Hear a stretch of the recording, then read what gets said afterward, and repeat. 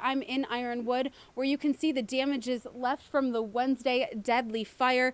They've blocked off part of Aurora Street, as it is now a crime scene as they investigate the fire that killed 3 people. And the damages of the flood were a hit and miss. As you can see, 2nd Street is completely destroyed, leaving cars stuck in the pavement, where just only feet away, a house was completely untouched. Now, despite the dispensary discussion within the city, here on NMU's campus, the anti-drug policy will not change because marijuana is still illegal on the federal level. Authorities told me that these drug overdose hotspots include Gogebic, Ontonagon, Baraga, Menominee, and Delta counties. They say that being close to the Wisconsin border may have something to do with this increase. As Mission 14 was a success and the UP veterans were able to get that welcome back that they deserve, organizers of the UP Honor Flight already planning for September's trip to honor more veterans. In Washington, D.C., Nicole Buchmann, TV6 News. I'm live here in Negaunee, where as you can see, the snow has definitely let up a lot since this morning. Now, I was driving on the road, and the roads aren't too terrible. They're a bit sloppy, so, use caution, especially in those intersections and driveways where there's a lot of snow built up on your evening commute. That's right, I am live right here at the Democratic headquarters, where, as you can see, volunteers are making those final calls before those polls close at 8 p.m.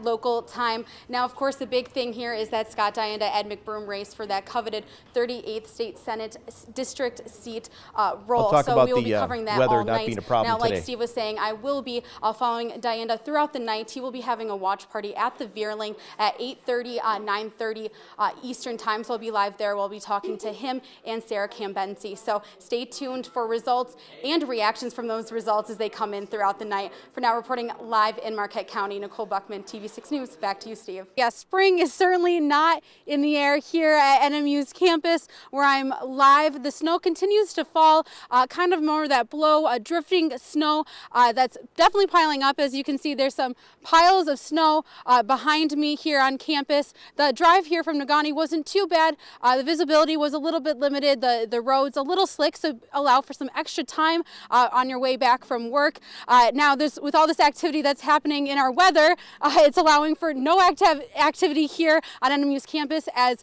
it is one of the many schools throughout the UP that closed due to today's weather.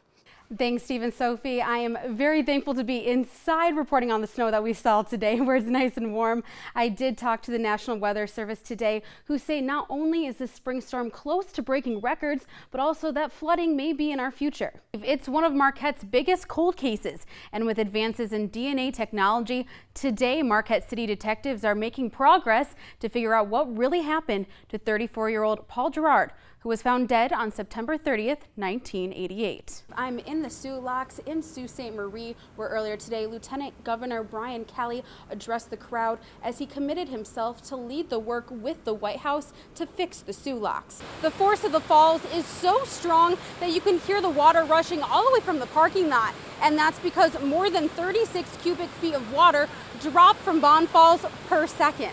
Now, this Marquette community has seen the nurses and Duke Life Point go through more than a year of contract negotiations, a 3-day strike, a 24-hour bargaining meeting, and now a final agreement. Now, local authorities say they will continue to look out for scammers as recovery continues here in Houghton County. If you feel like you have been scammed, you can head to our website at uppermichigansource.com for ways to report it. Thanks, Andrew and Sophie. That's right. I'm live here in Escanaba in the Antique Village, one of Governor Snyder's favorite places to stop. And of course, he was the guest of honor today. And now he addressed the people in the luncheon. He talked about the major issues the UP is facing, but also how ways Michigan can improve and move forward when he's no longer governor. Good morning, Andrew. I have my Newsies cap on, trying to do a New York accent, and that's still not getting any better. But joining me right now is the cast and one of the stars, Dakota, who plays Jack Kelly, who has probably a little bit better of an accent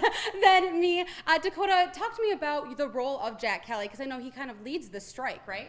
Well, on the surface, Jack's kind of like, he seems like a cocky and selfish guy, but once you really get to know him through the show, he's almost like an older brother to all the newsboys, and he really cares about others. Now, you're a senior here at Westwood.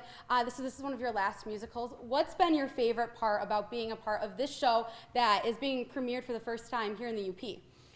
I'd say getting to be like really close with the cast and being around the music all the time and really getting to put my own personality into the character of Jack Kelly.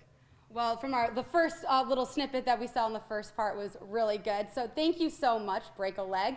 Now, the other person right now joining me is Lexi. Lexi's a student here, but she's also the choreographer of this musical. And during the break, she's been kind of teaching me how to dance on newspapers. They do this in the show. It's super cool. So Lexi, let's try it again. They're super slippery, so I don't know how you guys do it. But this is they dance on newspapers during Seize the Day, the song, one of the big anthems of the show. So I'll put the microphone right here, but show us again how you dance on the newspapers. You can do this at home. It's a good little morning workout. So jump on, split, left foot, left, right, center, left, turn, woo, left, turn. Ah, we didn't fall that time. Woo!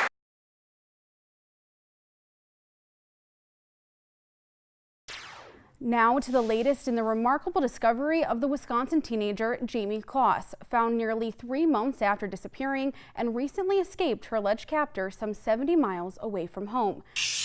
Now over in Alger County, a wild Wyoming Mustang is on her way to become fully trained. Starting today, veteran trainer Naomi Rutter has 90 days to gentle 4-year-old Steele for the Midwest Horse Fair Tip Challenge.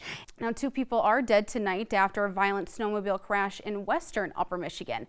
Michigan State Police say speed and alcohol were involved. It happened last night on Lake Ogibic, about 500 feet from the shore near Lake Ogibic State Park. Both men killed were from out of state. Police say a 23-year-old from Illinois on a snowmobile slammed into a snowmobile driven by a 53-year-old man from Darwin, Minnesota. Both men were pronounced dead on the scene. The accident is still under investigation. Welcome back. Baby Cakes in Marquette wants to show their support for men and women working throughout the government shutdown. Each and every day from now until funding is restored, any government employee going without pay can stop into Baby Cakes on Washington Street and show your government ID for a free muffin and cup of coffee. Barista manager Hannah Johnson says the free brew and breakfast special is a way of saying thanks for working through the shutdown. Well, if that didn't make your mouth water, then this sure will, as the 18th annual UP Children's Museum culinary journey took place this evening. It was a decadent event featuring 16 of Marquette's local vendors. There was food ranging from sushi to slow roasted pork to macaroons. With the food came paired wine, beer, and special non-alcoholic drinks like coffee lemonade. This being one of the Children's Museum's biggest fundraisers, it's predicted to raise $15,000 to $20,000. The proceeds will be put towards the museum upkeep.